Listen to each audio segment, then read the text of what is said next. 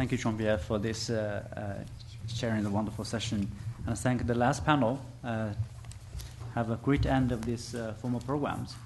Before closing the dialogue, I would like to invite Ambassador Song to offer some conclusive remarks. Oh, thank you. Thank you, Shaihua. First of all, I would like to thank ICTSD and my friend Ricardo for organizing this very focused discussion on China.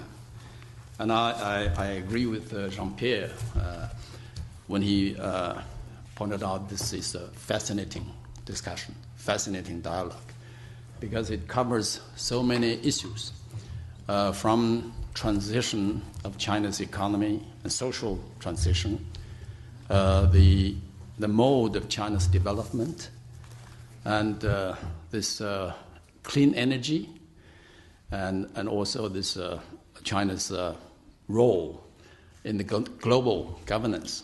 I think all these issues are relevant, very relevant. And I'm glad to see that all the guest speakers have contributed greatly to the lively discussion, which provides a lot of food for thought for our leaders for the future decision making. China's economy is part of the world's. Since the financial crisis broke out in 2008 and 2009, the economy of the United States and that of Europe have come across many difficulties, and the recovery has been very slow. The rising trade protectionism has brought considerable negative impact on China's economy. However, the fundamentals of China's economy are still healthy in general. To achieve the expected target of its GDP growth, the government of China adopted a series of policy measures in such areas as tax reform, interest rate adjustment, which have been conducive to the development of its economy. Personally, I don't think there is much difficulty for China to secure the targeted 7.5% annual growth this year. Over the past 30 years, China's GDP has been expanding at an annual average rate of 9.4%, which is not common for any country. Looking at the coming years, it is unrealistic to expect that China can always keep its economic growth rate at such a high level. In my personal view, in the next 5 to 10 years, China's economy can be considered as healthy so long as China's economy, so long as the annual growth rate can be kept at around 5 to 6%. Growth rate is apparently not the only criterion for the healthy development of a country's economy. It is not conducive for China to take excessive or undue administrative interventions to artificially stimulate its economy. Such measures may be effective for a short period, but in the long run are harmful, counterproductive, and unsustainable. I think this morning quite a number of speakers talk about this mode of development. China will continue to deepen its reform and opening, and is determined to transform the role of its governmental administration to serve the development of its economy. Policy measures in this regard relate to the reform of its financial system, the state-owned enterprises, as well as providing greater resources and opportunities for small and medium-sized enterprises. While continuing to improve its environment for foreign direct investment inflows, China will encourage more enterprises to increase its investment abroad and contribute to the economic development and improvement of the people's livelihood of the host countries. The rapid development of China's economy over the past 30 years, especially since China joined WTO some 10 years ago, has big impact on the rest of the world.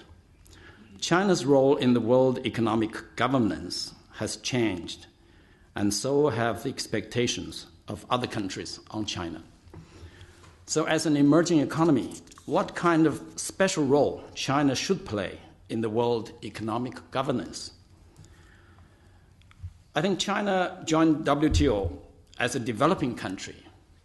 China has worked very hard together with other members of the organization for improving and strengthening the multilateral trading system and for defending the interests of developing countries during the 10-year-long Doha Round negotiations.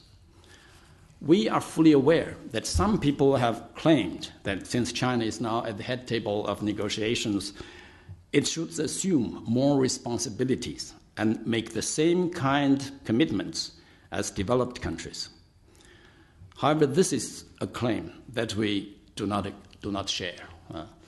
As Scott pointed out, there are institutions, but for quite a number of non-government institutions, still government-based institutions. My institution is still one of them. So what I'm saying is still not far away from the Chinese government positions. It is true that China already ranks the second in terms of its overall size of the economy and is the largest exporter in the world. But China, as well as other emerging economies, are at different stages of economic development from developed countries. We all still have a large population of poor people. According to UN poverty standard, China still has 125 million poor people below poverty line. China's average per capita GDP is still 1/10 of that of developed countries. China's rural population is still about 50%. So this task of urbanization process is a big challenge for China. And there are very inadequate education, medical care, social security network for them. This challenge is enormous for the Chinese government. While China will continue to play a positive and constructive role in multilateral trade negotiations, China could only accept commitments that it can afford. As in the negotiations of the climate change, China could only shoulder common but differentiated responsibilities. Therefore, the status of developing country and the special and differential treatment in China's bottom line. But of course, people may have different views on this. The people may have different categories of the developing countries. That's something I think may be negotiable, but it all depends what will be the result. But China's objective is to become a middle-income developed country by 2050. By that time, I believe we could accept commitments as other developed countries. Having said that, I do not mean that China is not ready to shoulder responsibilities as a major trading nation. On the contrary, China has been trying very hard to fulfill its international obligation. Since China joined WTO in 2001, China's annual contribution to the world economic growth has been somewhere between 30 to 50%.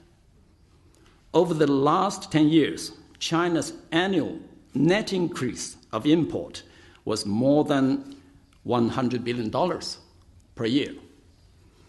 China has become the largest importing country of Japan, Australia, Brazil, South Africa, as well as many other Asian, African, and Latin American countries. China has been a major trading partner of the US, and the rate of increase in its import from the US over the past 10 years has been the highest among all the US trading partners. China started to make investment abroad even in the early 1980s, but it experienced a fast growth only in the middle of the first decade of this century. Last year, its investment abroad exceeded $60 billion for the first time, which was more than half of the total foreign investment in China. Up to the end of 2011, China's accumulated assets abroad reached more than $1 trillion. These investments abroad help promote local economic development and improvement of local people's livelihood. Take Africa, for example. China has invested in most African countries, with 75% of its total investment there in sectors of transport, agriculture, and manufacturing. Over the past 60 years, China focused on improving infrastructure and agricultural development in Africa, and it has helped African countries to build more than 2,000 kilometers of railways and 3,000 kilometers of highways. On top of that, it has built more than 100 schools and 60 hospitals there. So China's contribution, even in the health area, is also substantial. In the next 3 years, China has committed to provide about $20 billion preferential credit line for African countries to develop their infrastructure, agriculture, manufacturing industry, and to focus on helping small and medium-sized enterprises. China will provide training for up to 30,000 African technical personnel from various sectors and provide government scholarships for 18,000 African students. On top of that, China will provide medical service and safe drinking water for the African people. China is the largest importer of the LDCs since 2008. Last year, China's import from the LDCs made about 23% of their total export. China is committed to provide duty-free treatment for LDCs, which will eventually cover 97% of their export goods. China will continue to play a constructive and positive role in the Doha round of negotiations on the global financial reform and on the climate change negotiations. Actually, China has been so successful in implementing its voluntary commitments for raising energy efficiency by 40 to 45% by the year 2020 that our fast development of solar energy and windmill sectors are facing anti-dumping and countervailing duty measures from the US and EU authorities. I think there's been a lot of discussions on this very issue. No matter how important a role China could play in the world economic governance, we do not buy the concept of so-called G2.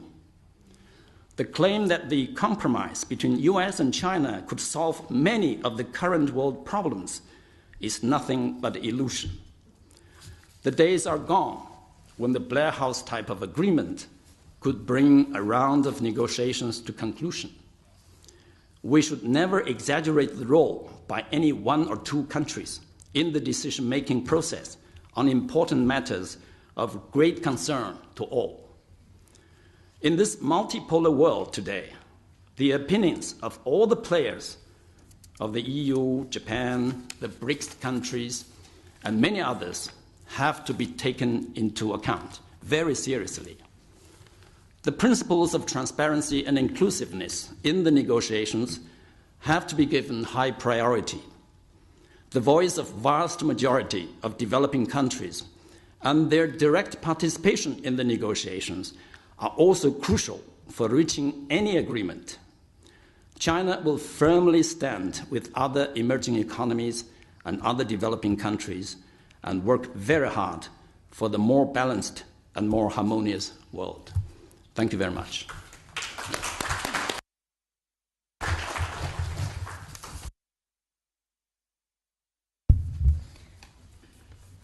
It is not possible to find a better person than Ambassador Sun to give these conclusive remarks, have a very comprehensive summary, and also offer great ideas for future research and dialogue. You may notice that Ambassador Sun has been very kindly participated and spoken in last 5 years of this dialogue. We're really grateful for his unconditional help, priceless wisdom. We also invite you to come our next event in 2013. Before I close in the conference, I would like to say just a few sentences to thank everyone. Also, if you ask me to make some assessment of this whole dialogue, it's very difficult. But imagine if you stay in a kitchen for many days to prepare a banquet. It's very hard for you to make an objective judgment, right, of the quality of the meals, quality of banquet. But I still want to say this is really excellent dialogue. We learned a lot, and I hope you are enjoying the networking, the discussion. Nevertheless, I would also invite you to fill the evaluation form you may received. Give us comments, criticisms, and also I invite all of you to send us any recommendations for the topics for next year. We all invite you to the next year's seminar. I would like to thank all the speakers, partners, sponsors for making this event, the participants for making this event a great success. I would also particularly thank you, our dearest boss, Ricardo, for your leadership. I think if Ricardo can help organize the 18th Party Congress of China, China would be in a better direction, in the right direction for sustainable development. I would also like to thank the whole team of ICTSD, Deborah, Andrew, all the people in the room and outside room, Massey, Luke, Denise, Cecile, Yu Chao, and a few volunteers. Also thank Xuan Zhao from Indiana University and Yvonne Simon from FES for their help.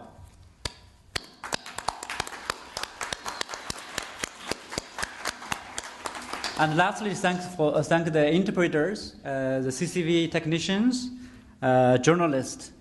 Thank you all. I conclude the dialogue. The reception is outside. Okay, so you